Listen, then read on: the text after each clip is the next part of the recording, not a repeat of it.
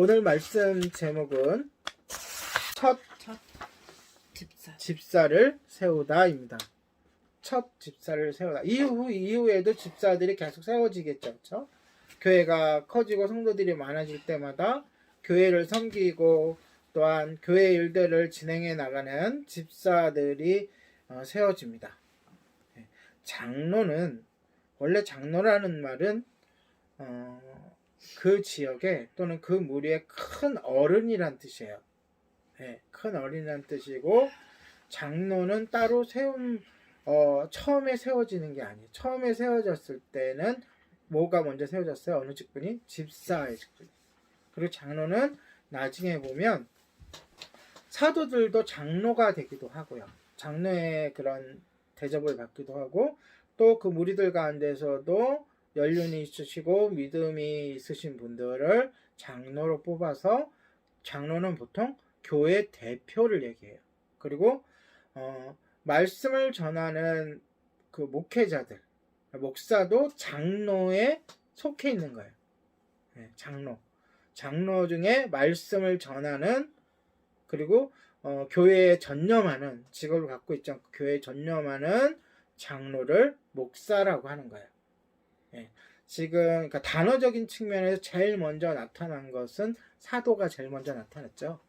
예수님을 직접 보고 직접 따르고 함께 생활하며 예수님과 3년 동안 정확하게 말하면 3년 반 정도 예수님과 함께 했던 12사도들이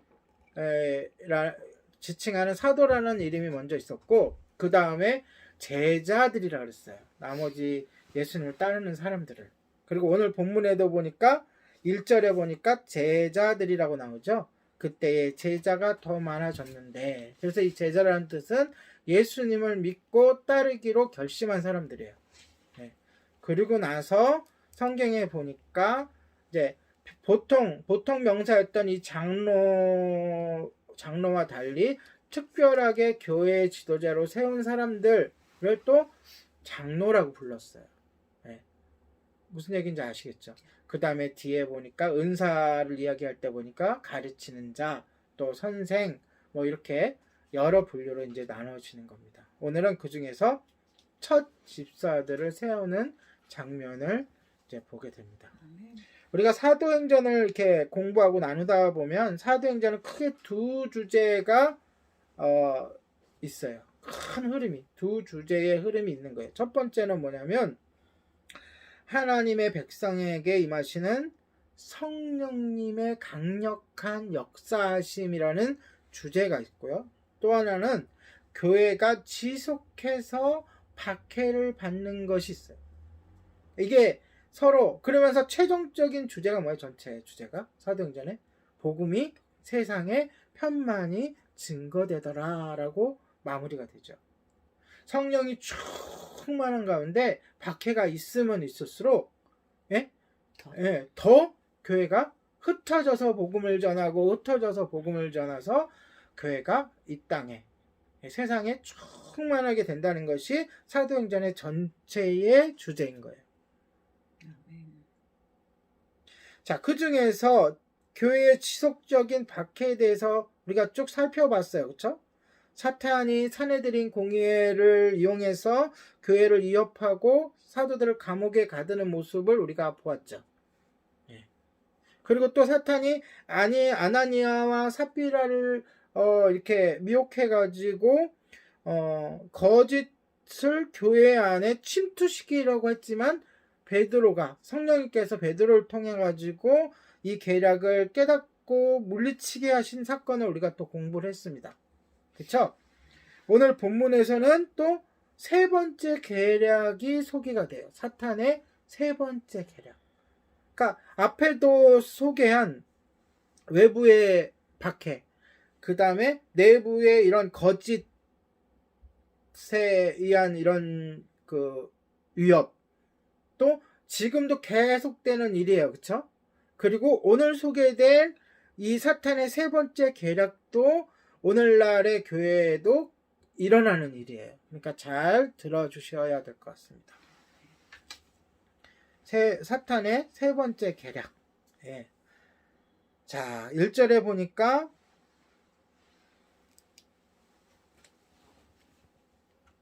제자들이 지속해서 증거했다고 말해요. 그러면서 이제는 셀 수조차 없었어요. 더 많아. 나중에 보면 더 많아진다고 나오거든요. 그런데 문제가 하나 생기죠. 자, 6절을 한번 1절을 한번 읽어볼게요. 시작. 그때의 제자가 더 많아졌는데 헬라파 유대인들이 자기의 가부들이 매일의 구제에 빠짐으로 히브리파 사람을 원망하니. 자, 여기서 좀 배경을 좀 우리가 살펴보아야 돼요. 5,000명이 넘는 성도들, 제자들이 있었죠. 그리고 날마다 제자들이 불어나요.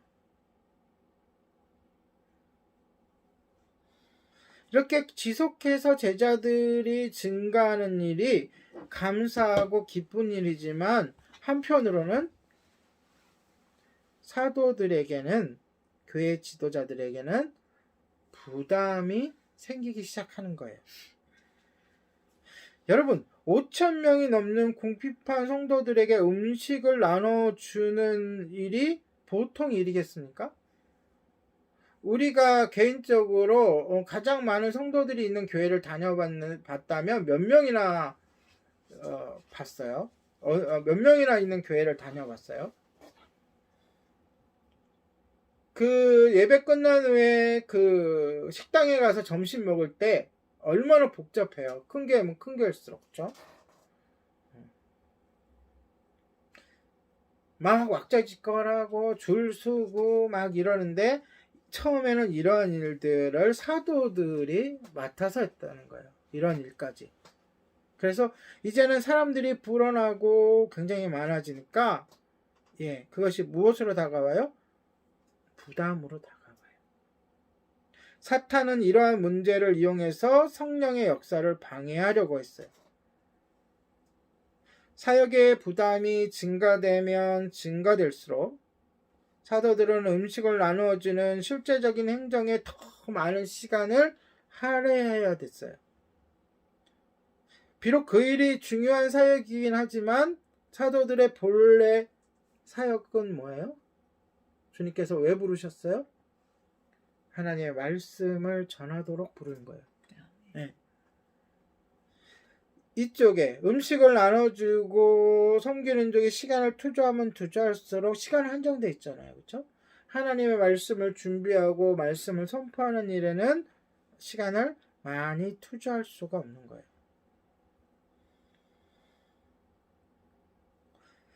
사도들은 본래 말씀을 전하도록 부름을 받았다는 사실을 간과할 수 없었어요. 왜냐하면 스스로 잘 알고 있기 때문에, 성령 충만했기 때문에 자신이 어떠한 위치고 무엇을 해야 되는지 사도들은 잘 알고 있었어요. 사도들은 말씀을 전하는 일 외에 것을 위해 많은 시간을 사용하면 사용할수록 사탄은 하나님의 부르신 소명에 사도들이 집중하지 못하도록, 그렇게 하도록 방해를 한 거예요. 사탄은 이 계략을 지금도 목회자들에게 사용하는데요. 현대의 수많은 목회자들이 자신들에게 주어진 말씀의 은사를 사용하고 발전하는 데 힘쓰지 못하도록, 다른 일에 신경 쓰도록 만들고, 또 이에 많은 목회자들이 넘어가요. 그래서 실제적으로 말씀을 증거하고 복음을 증거하는 일에 소홀하고 다른 일에 더 집중하는 목회자들이 실제적으로 많이 있어요. 사탄의 계략에 넘어간 거죠. 또 사탄은 성도들에게도 교회의 그런 일들에 집중하게 하기 위해서, 그 교회 일은 좋은 거예요. 이 뒤에도 얘기할 거지만 성도들에게 음식을 나눠주는 거 굉장히 귀한 사역이에요. 이게 나쁘다는 게 아니라 여기에게 집중하게 함으로써 성도들의 본래 해야 할 일, 뭐예요? 성도들이 본래 해야 할 일, 가장 중요한 일 뭐예요? 기도하고 말씀 전하고 그래. 복음을 전하는 거죠. 성령이 왜 충만히 임했어요? 내가 복음을 받고 예수를 믿는 사람이 해야 될 일은 복음을 전하는 거예요. 복음을 전하기 위해서 말씀을 보는 거고, 기도를 하는 거고, 예배를 드리는 거고, 하나님께 훈련받는 거예요. 성도의 제일 목적은 복음을 전하는 거예요. 목회자들도 제일 목적은 말씀을 증거하고 복음을 전하고, 복음을 받고서 온 성도들을 양육하고, 그러니까 말씀 사역이에요. 그러니까 크게 말해서 그러니까 목회자의 사역은 말씀 사역이라고 하면, 성도들의 사역은 무슨 사역이에요? 전도 사역이에요. 그런데 교회에 여러 가지 일들이 있는 거야. 여러 가지 행사, 점심을 섬기는 거, 청소를 섬기는 거, 여러 가지 섬기는 것에 점점 많아지게. 네, 그 일들이 점점 성도가 많아지면 또 일들도 많아질 수밖에 없잖아요. 근데 이것을 지혜롭게 모든 사람들이 한 사람당 예를 들어서 한 가지 섬김을 하면 좋은데, 그렇지 않잖아요. 교회 우리가 살펴보면 하는 사람이 또 하고 이거 하고 저거 하고 이거 하고 하다 보면 나중에 어떻게 돼요? 힘이 들잖아요. 그래서 정작 해야 될 복음 증거 사역을 소홀하게끔 하는 것이 사탄의 교묘한 세 번째 작전입니다. 첫 번째 작전은 뭐라 그랬어요? 외부로부터의 박해. 두 번째는 뭐라 그랬어요? 거짓을 심는 거. 아나니아 삽별당. 이번에 세 번째 작전은 뭐예요? 너무 일을 많이 줘가지고, 우리 마음속에 어떤 면에서는 욕심을 줄 수도 있어. 내가 이것도 하고 싶고, 이것도 하고 싶고, 이것도 하고 싶고. 또 교회 형편상에서도 안 하려고 그래, 사람들이. 그러니까 하는 사람들이 계속 이것도 맡고, 이것도 맡고, 이것도 맡고. 그런 상황을 조성해 가면서 결과적으로 뭘 못하게 한다고요? 전도를 소홀하게 하는 거예요. 교회를 하나님께서 세우신 목적이 뭔데요? 교회를 통하여 하나님의 나라를 확장하는 거잖아요. 하나님 나라를 어떻게 확장해요? 예수를 믿는 사람들이 많아져야 하나님 나라가 확장하는 거잖아요. 이것을 못하게 막는 것이 사탄의 세 번째 계략이에요. 그러나 사도들은요, 오늘 본문에 보니까 이 사탄의 계략에 말려들었어요? 말려들지 않았어요? 네, 말려들지 않았어요. 그래서 2절에 사도들은 자신들이 말씀 사역과 기도 사역에 전념하게 하기 위해서, 그렇죠? 말씀 목회를 소홀히 하고 음식을 나누는 일에 더 집중하는 것이 옳지 않다고 어떻게 했어요? 선언을 해버렸어요. 성도들 앞에서, 교회 앞에서. 그들은 음식을 나누는 일이 하찮은 일이라고 결코 말하지 않았어요. 다만 자신들의 맡은 소명이 말씀을 전하는 일임을 분명히 한 거예요. 여러분, 성도님들 앞에서 제가 저의 아이덴티티, 저의 정체성, 제가 존재하는 이유가 무엇인지 여러분들도 분명히 알아야 돼요. 목사인 제가 이 자리에 앉아있는 가장 큰 목적은 무엇이에요? 바로 지금 이해하는 행동, 바로 말씀을 증거하고 나누는 거예요. 말씀이 증거돼야 양들이 그 말씀을 먹고 살아갈 거 아니에요. 목회자의 역할은 그건 거예요. 그렇다고 결코 다른 일들이 소홀히 돼야 되고 하찮은 일이라고 얘기하고 여기는 것이 절대로 아니라는 거예요. 서운하게 생각하지 마시고 여러분들이 할 일은 목회자가 말씀과 기도에 전념할 수 있도록 해주는 거예요. 그게 최고의 성도예요. 그 명심하시기 바랍니다. 아멘. 여러분,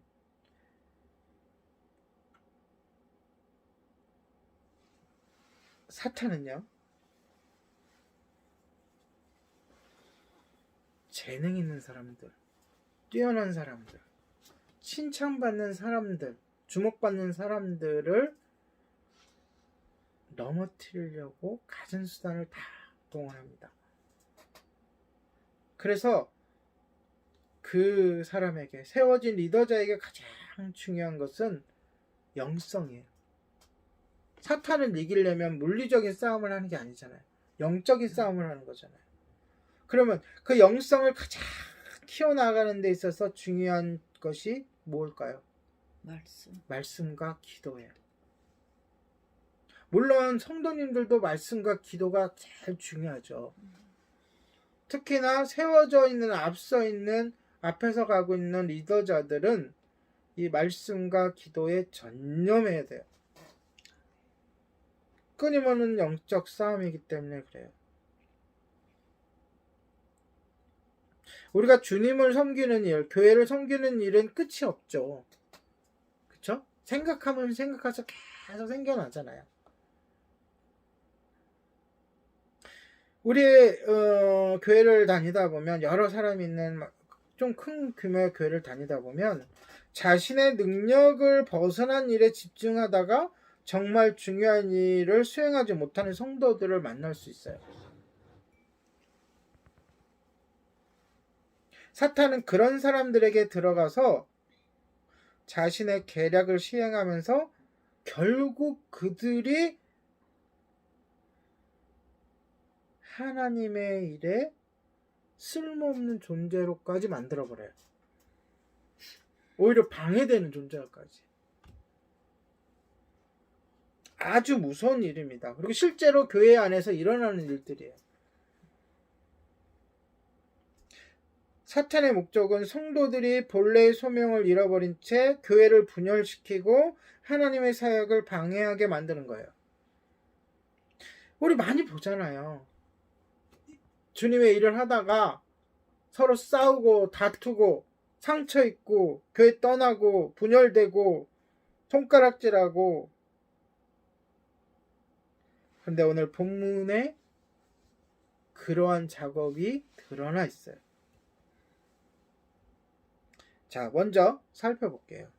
자, 1절을 다시 한번 들어가 볼게요.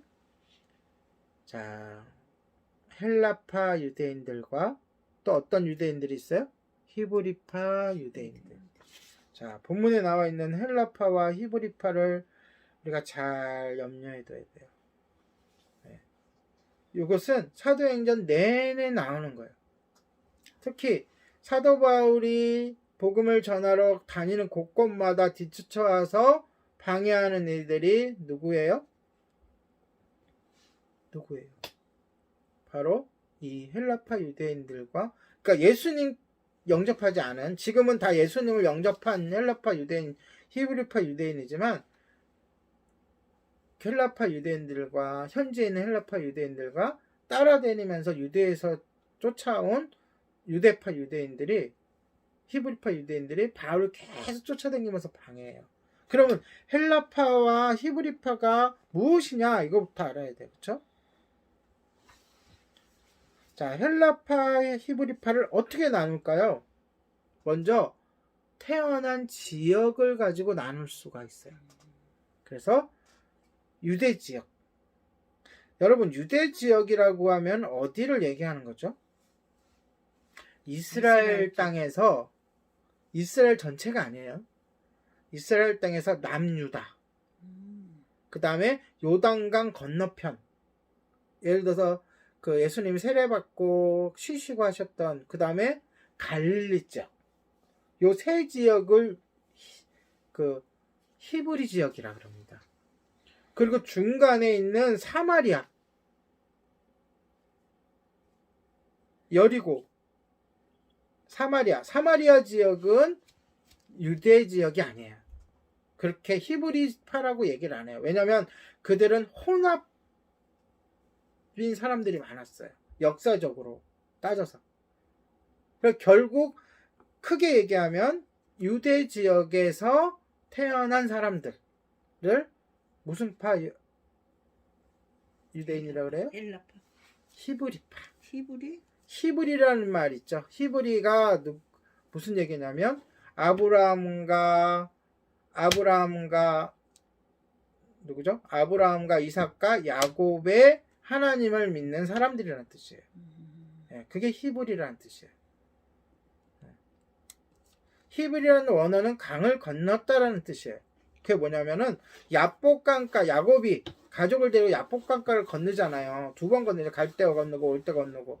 그런 걸 뜻하는 거기서 태어난 사람들, 거기서 사는 사람들, 그래서 유대인을 가지고, 그러니까 정통인 사람들, 정통 유대인들을 히브리파 유대인이라고 그러는 거예요. 이와 반대로 헬라파 유대인은 다시 말해서 유대 지역이 아닌 헬라 지역, 유대 지역 바깥에서 태어난 사람을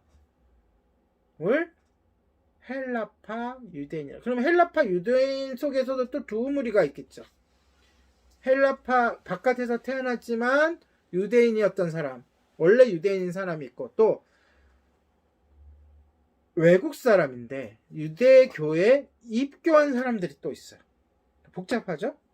네, 다시 말해서 히브리파 사람들은 정통, 그냥 뼈대가 거기서 살고 거기서 태어나고 그런 사람들이고, 히브리파는 그 외에 나머지 사람들이라는 거예요. 그렇게 태어난 곳을 기준으로 구분할 수도 있고, 또 하나는 문화를 기준으로 구분할 수가 있어요. 특히 사용하는 언어를 기준으로 사용할 수 있어요. 자, 외국에 나가서 사는 사람들은 언어를 안 잊어먹죠. 모국어니까. 그런데 거기서 태어난 사람들 있잖아. 우리나라 사람들은 특별하게 그런 민족의식이 강해가지고, 우리가 2세, 3세, 미국에서도 2세, 3세 되는 사람들에게도 집에서는 한국말을 쓰면서 언어를 잊지 않도록 배우도록 하는데, 아주 특별한 경우예요. 우리나라 민족의, 우리나라 사람들의 그런 특별한 그런 의식이에요. 사실 외국에서 태어나서 외국에서 살면 대부분 모국어는 잃어버려요. 근데 이 당시에 어땠어요? 디아스포라라고 외국에 많이 나가서 유대인들이 살았잖아요. 그렇죠? 그러면 그 후손들은 그 히브리어를 알 수 있을까요? 모를까요? 모른단 말이에요. 그러니까 히브리어를 사용하는 사람과 히브리어를 사용하지 못하는 사람으로 나눌 수가 있어요. 그리고 또 이것은 문화적으로도 히브리어를 사용하면서 성경을 따라서, 이때 얘기하는 성경은 구약 성경이에요. 율법을 따라서 율법대로 사는 사람과, 또한 외국 문화에 젖어서 외국 문화 속에서 사는 사람과의 차이인 거예요. 그러면서 이제 이들이 어떻게 모였어요? 예수님이라는 이름으로 모인 거예요. 원래는 예수님이 없으면 이들은 모일 수가 없는 거예요. 그런 상황, 그런 초대교회의 그런 특수한 상황을 사탄이 이용하는 거예요. 그런 상황을 이용해서 뭐가 생기게 만들어요? 갈등이 생기게 만들어요.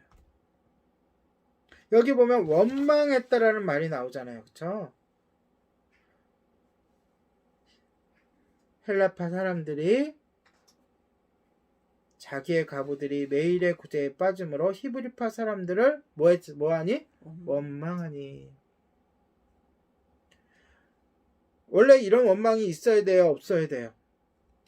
없어야죠.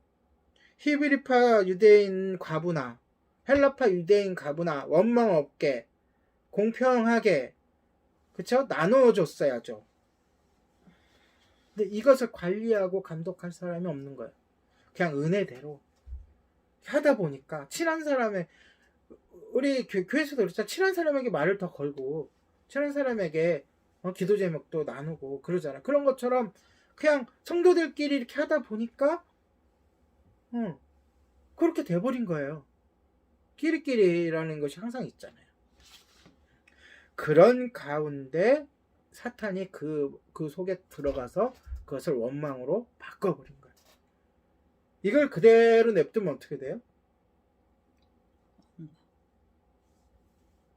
분쟁이 일어나고 싸움이 일어나고 갈라지고 또 흩어지고, 심지어는 그 중에는 예수님 못 믿겠다, 교회 사람들이 더하네, 지금 요즘 사람들이 얘기하듯이 교회 가니까 더 그러네 라고 하면서 복음은 멈출 거예요.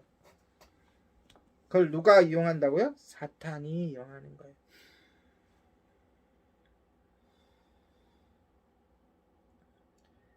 여러분, 우리들도 마찬가지예요.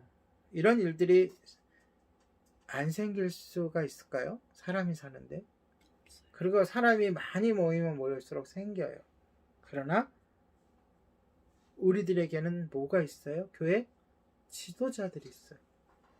목회자뿐만이 아니라 장로, 권사, 집사, 또 더 큰 데는 또 그 밑에 또 뭐가 있죠? 권찰까지 있죠. 네. 그리고 각 그룹의 리더들도 있고, 그런 리더들이 이럴 때 필요한 거예요. 이럴 때 서로 조정하고, 서로 화해시키고, 서로 합의 보고, 서로 고쳐나가는.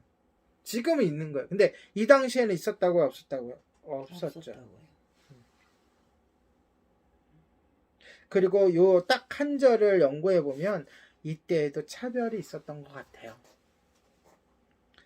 차별이 있었던 것 같아요. 그러니까 이렇게 원망받을 일이 터지죠. 여러분, 오늘날에도 사탄은요, 이 똑같은 방법을 사용하는데, 실제로 많은 교회들이 사탄이 서로를 분열시키는 전략을 성공적으로 구사하는 모습을 보게 돼요. 예를 들어서 교리적인 논쟁. 교리적인 논쟁은 굉장히 큰 분열을 일으켰어요. 그래서 기독교가 막 갈라졌어요. 우리나라 안에서도. 네.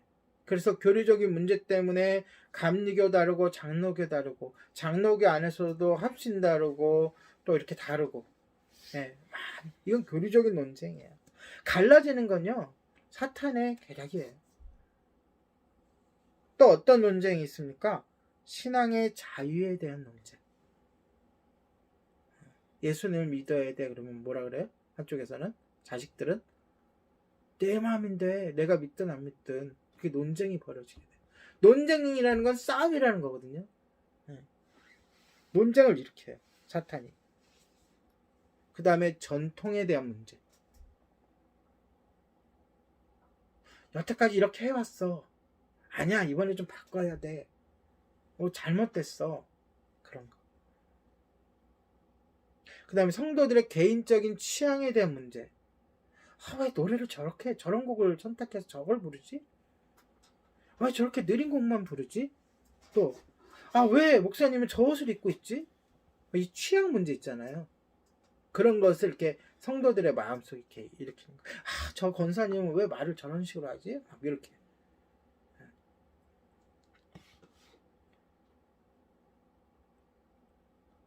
이런 여러 가지 문제로 성도들끼리 어떻게 만들어요? 싸우게 만들어요.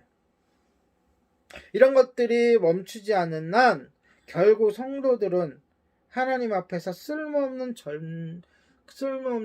그 존재로 전락됩니다.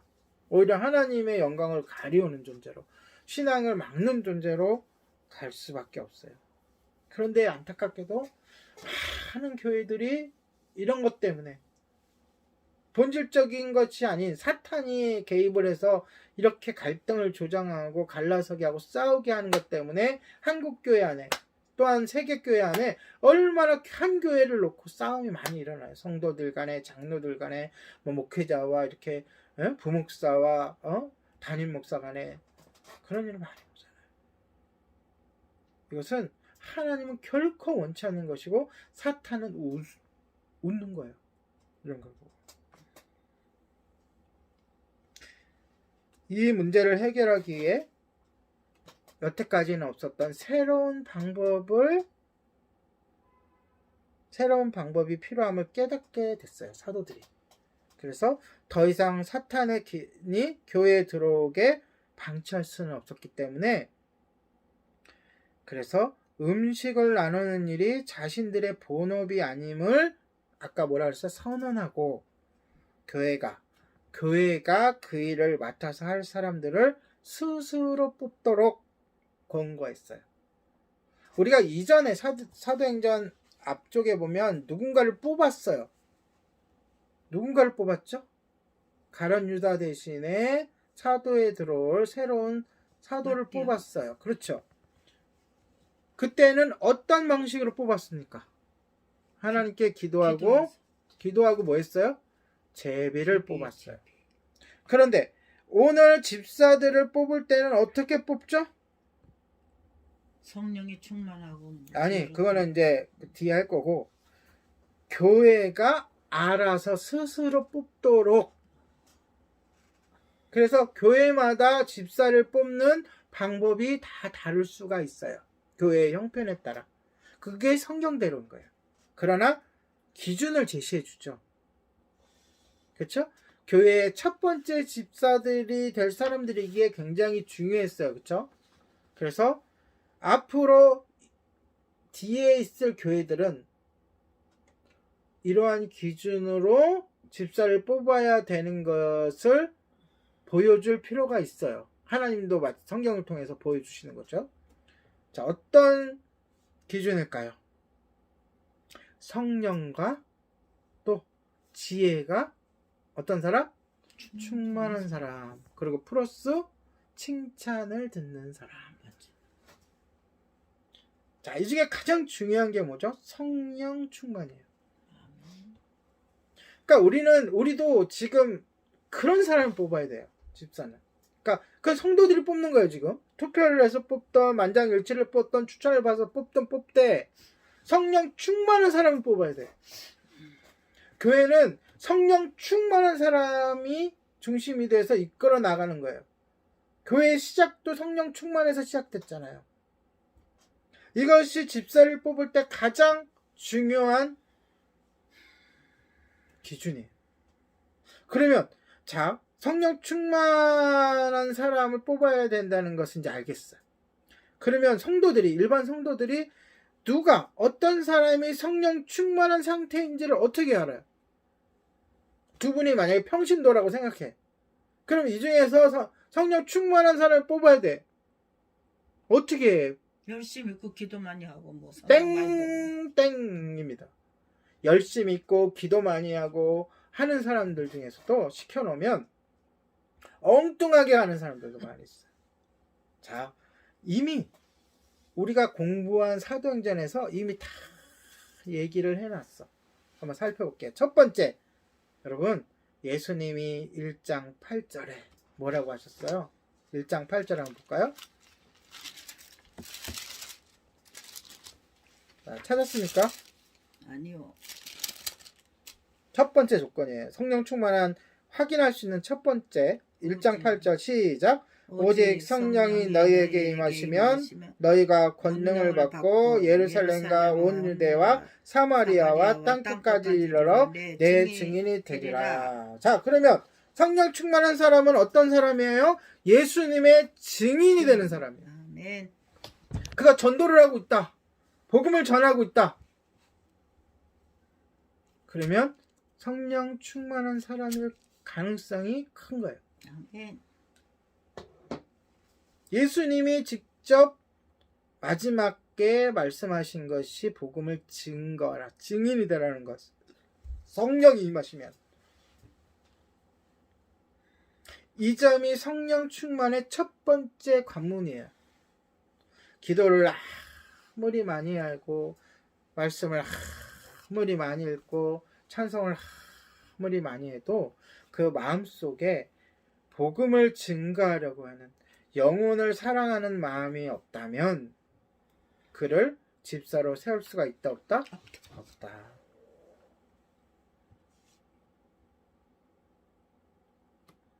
여러분, 성령 충만한 사람을 분별하고 싶으십니까? 어떤 사람이 성령 충만한지? 이게 필요하잖아요. 집사를 세우건 나중에 리더를 세우건 누구를 세우려면 여러분에게 맡겼대잖아요. 사도들이 이 사람 세워 이게 아니라 교회가 세워야 되니까. 혹은 여러분 스스로 자신이 성령 충만한지 아닌지를 알고 싶으십니까? 그렇다면 여러분 스스로가 예수 그리스도를 증거하기 위해서 어떠한 삶을 살고 있는지 질문해 보셔야 돼요. 이 코로나 때는 어려운 환경 속에서 대면에서 복음을 못 전해드려도 복음을 전할 수 있는 방법은 현 시대에는 여러 가지가 있잖아요. 그렇죠? 그리고 지금 만나고 있는 또는 전화 통화하고 있는 이 사람에게 내가 어떻게든지 하는 예수님을 전하고 싶다는 마음이 솟아나야 돼요. 그런 사람이 성령 충만한 사람이에요.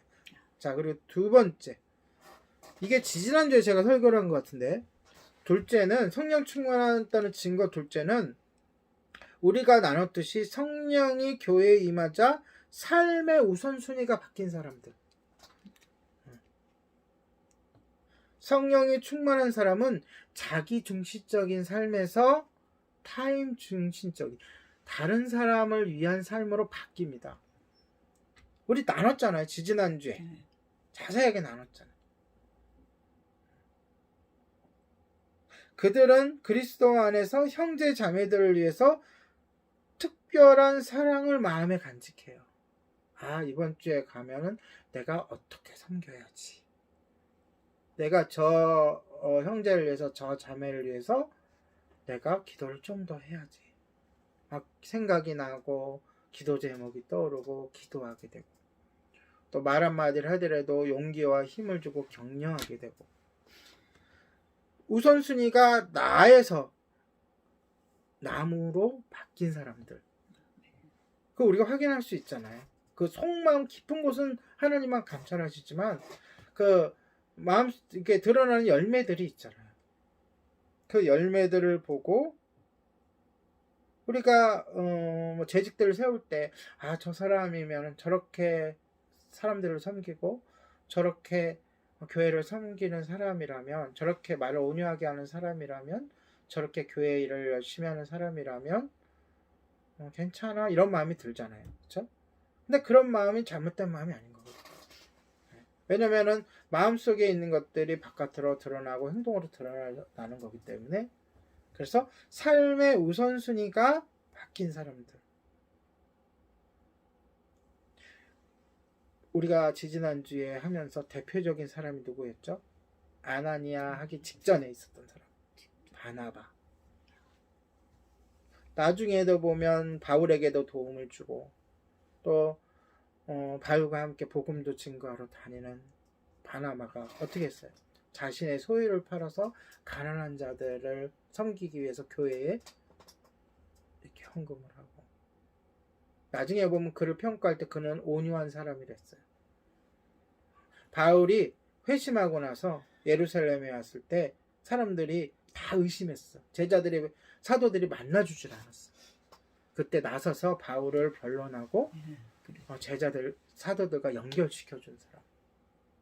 그리고 1차 전도 여행을 바울과 같이 열심히 수행하고 2차 전도 여행을 갈 때에 바울은 성격대로 한번 배신한 사람은 절대 못 쓰겠다고 해서 같이 못 가겠다고 하다가, 그러나 이 바나바는 끝까지 그 사랑까지 보듬었던 그 바나바. 그래서 결국은 마가복음을 쓰게 한, 그쵸? 어떤 면에서 바나바가 그때 마가를 이렇게 보듬어 주지 않았다면 어떻게 될지 모르지만 그건 영향이 있었을 거라고. 그 정도의 사람이면 아마 집사로 세울 수 있지 않을까 라고 하는 두 번째 조건이에요. 어떤 사람? 우선순위가 바뀐 사람. 나에서 형제자매로 바뀐 사람. 그리고 세 번째로는 지난주에 했던 거. 세 번째는 예수 그리스도의 이름으로 담대한 사람. 자, 다시 한번 얘기할까? 첫 번째는 뭐라고요? 예수님을 전하는 사람. 두 번째로는 우선순위가 바뀐 사람. 세 번째로는 복음을 전하는 데 있어서 담대한 사람. 누구처럼? 베드로처럼, 요한처럼 공의 앞에서도 담대하게 전하고. 나중에 보면요, 이 집사들이, 세워진 집사들이 이런 사람 뽑아놓으니까 어떻게 해야 돼요? 스데반은 담대하게 복음을 전하다가 최초의 순교자가 돼요. 그 다음에 집사 중에 한 사람인 빌립은 어떻게 돼요? 곳곳에 가면서 복음을 전해요. 이디오피아 그 네시에 신하에게 길에서 만나가지고 복음을 전하고, 또 사도들 못지않게 능력도 나타나고 복음을 전하는데 헌신해요. 이 뒤에도 다른 집사들의 이야기도 조금씩 나와요. 네, 담대하게. 그러니까 이 말씀대로 교회에서 성도들이 일곱 집사를 어떤 사람을 뽑은 거예요? 복음을 증거하는 사람. 우선순위를 나로 아니고 교회로 둔 사람, 성도에게 둔 사람, 그 다음에 담대한 사람을 뽑게 되는 거예요. 우리도 그래야 돼요. 내가 그렇게 돼야 되고, 내가 예수님을 증거하는 사람, 우선순위를 바꾸고, 그 다음에 담대하게 복음을 전하는 사람이 되어야 하고, 누구를 세울 때에도 이 기준으로 세워야 된다고 하는 겁니다. 자, 다시 한번 여러분께 물어볼게요. 어떤 사람이요? 첫 번째 어떤 사람이요? 예수님을 증거하는 사람. 두 번째 어떤 사람이요? 사모님 대답해 보세요. 두 번째 어떤 사람이요? 그래, 우선순위가 바뀐 사람. 세 번째 어떤 사람이요? 권사님. 담대하게 전하는 사람. 그래, 담대한 사람. 자, 결국 어느 정도까지 담대하냐면 복음을 전하다가 순교하기까지 담대한 사람. 사도들이 교회에 성령 충만한 사람들을 선택하라고 권한 이유는 바로 위의 요건들을 삶에서 보여주는 사람을 세우라는 거예요. 그게 무슨 뜻이에요? 뒤에 보면 칭찬받는 사람. 이 세 가지로 칭찬받는 사람. 세 가지로 칭찬받는 거야. 잘생겼다고 칭찬받거나 노래 잘한다고 칭찬받거나 그런 사람이 아니라 복음을 전도를 하는데, 섬기는데 담대한데 칭찬받는 사람을 누구로 세운다고요? 집사로 세우는 거예요. 한순간, 일순간의 사람을 살펴보는 게 아니라 여태까지 쭉 해왔던 일들을 보는 거죠. 그리고 또 하나 조건이 있죠. 어떤 사람? 성령 충만하고, 또 보세요. 나오잖아요. 한번 볼까요? 성경을. 몇 장이요? 3절을 보세요. 6장 3절 본문.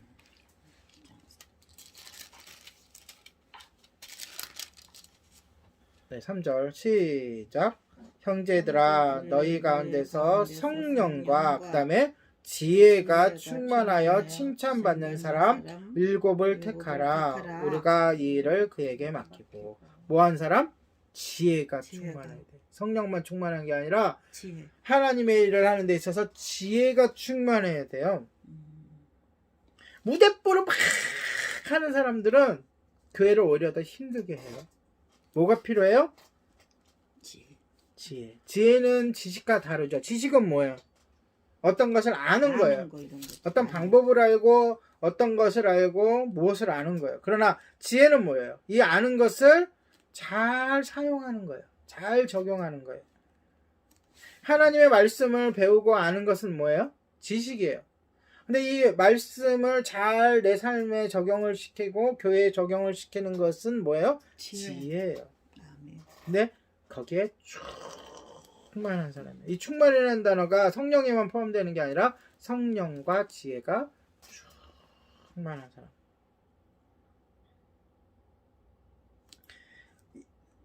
왜 지혜가 필요할까요? 왜? 집사들이 해야 할 임무는 진리를 이해하고 그 진리를 교회의 실제적인 삶에서 적용하는 사람들이기 때문에 그래요. 그러니까 교회 안에서 다툼이 일어나. 또는 교회 안에서 어떤 일을 하다가 문제에 부딪혀요. 그러면 누구한테 먼저 가야 돼요? 집사님들한테 가야 되는 거예요. 그 집사님들이 교회 중직이 되고 교회 리더자가 될 거 아니에요. 그렇죠? 그리고 각 부서에 뭐 부서장이 되고 또는 뭐 회원이 될 거 아니에요. 집사들끼리 먼저 해결하는 거야. 몽땅 어떤 문제든지 무조건 목회자한테 갖고 가서 목회자가 그 일을 처리하느라고 본인이 해야 될 말씀 증거, 말씀 준비하고 기도하는 일을 소홀하게 하면 된다 안 된다? 안 되는 거예요. 근데 이거 거꾸로 하고 있어. 목회자들도 잘못 알고 거꾸로 하고 있고 성도들도 잘못 알고 거꾸로 하고 있어. 목회자들은 전부 다 자기한테 갖고 오래. 성도들끼리 싸우지 말고 다 갖고 오래. 천만의 말씀. 그게 아니라 목회자가 최종적으로 할 거는 다 정말 안 됐을 때 또는 어떤 일을 결정하고 최종적인 결정을 받을 때 목회자가 필요한 거예요. 교회 안에서 일어나는 소소한 일들은 질서에 따라서 집사님들이 원래 해결해야 되는 거예요. 교회 원리는. 그 다음에 반대로 성도들은 교회가 예수님이에요. 예수님처럼 뭐 전지전능해요. 무조건 목사님을 쫓아가는 거예요. 목사님을 예수님 못해. 이것도 가장 큰 문제예요. 교회 안에서도. 목사님도 양이에요. 양인데 제일 앞서가는 양이죠. 나를 따르라 하고 앞서가는 양이지 예수님이 아니라고요. 그러니까 지휘체계 뭐 이런 체계를 다 무시하고 다이렉트로 목사님에게만 가는 성도들이 있어요.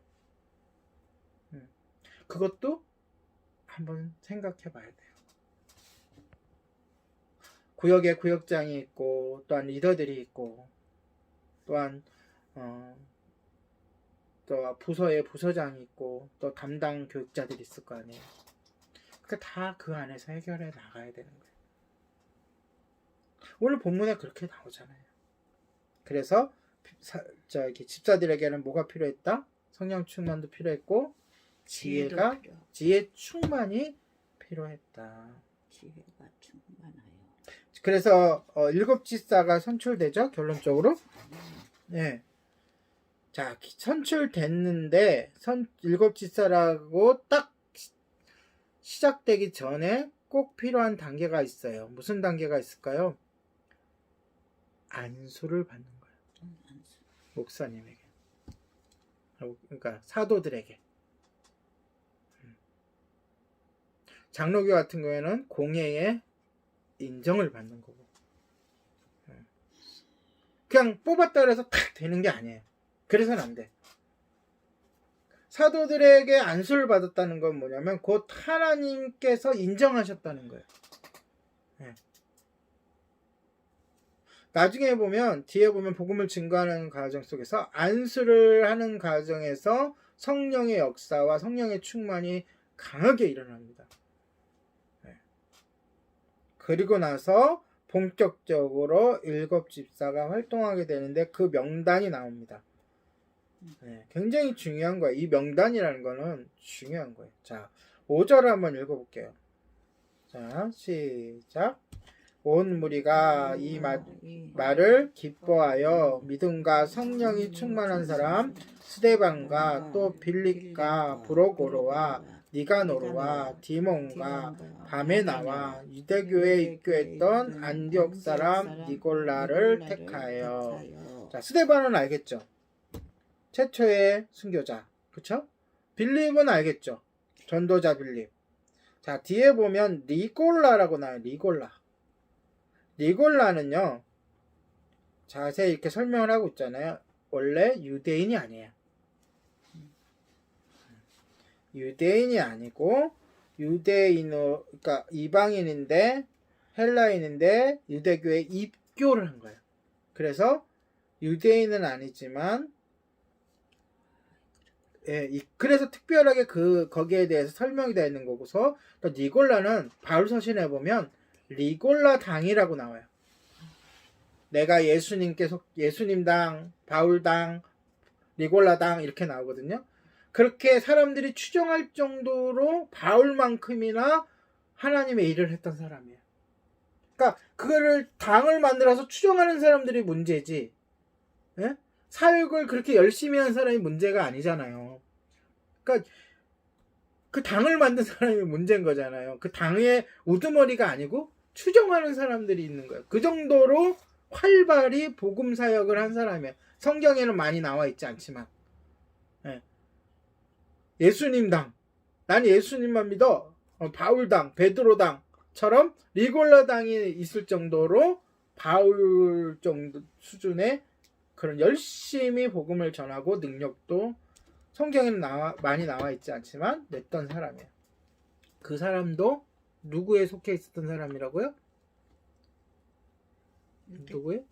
집사였다. 집사. 그런데 더구나 그 사람이 유대인이 아니라 외국인이었다. 이렇게 알아두시면 될 것 같습니다. 결론을 맺도록 할게요. 사단은 끊임없이 방해합니다. 그쵸? 우리 교회, 예림교회 안에서도 끊임없이 방해해요. 여러 가지로. 여러분들 살면서 막 더 아프고 더 막 힘이 들고 막 의욕이 없고 막 그러잖아요. 100% 사탄의 역사예요.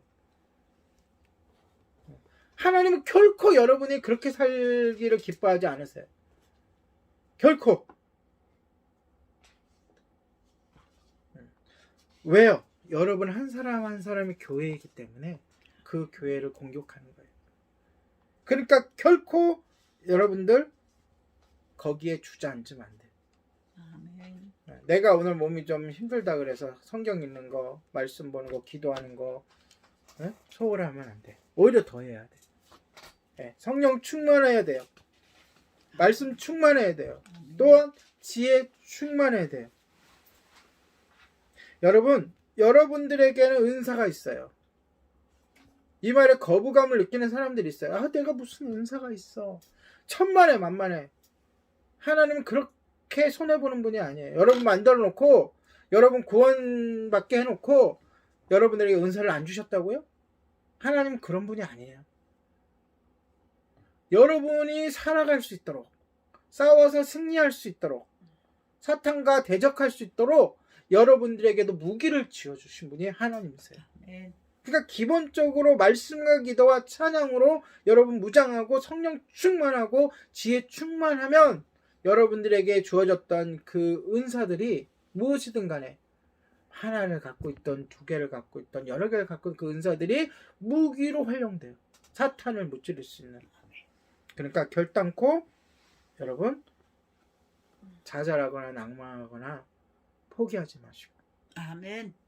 아까 정리하자면 복음 증거하는 일, 그 다음에 우선순위를 주님께 두는 일, 교회에 두는 일, 그 다음에 담대하게 마음을 갖는 일에 최선을 다하시길 바랍니다. 성령 충만한 성도가 되시길 바랍니다. 지혜 충만한 성도가 되시길 바랍니다. 아멘. 예수님의 이름으로 축복합니다. 기도하겠습니다. 아멘.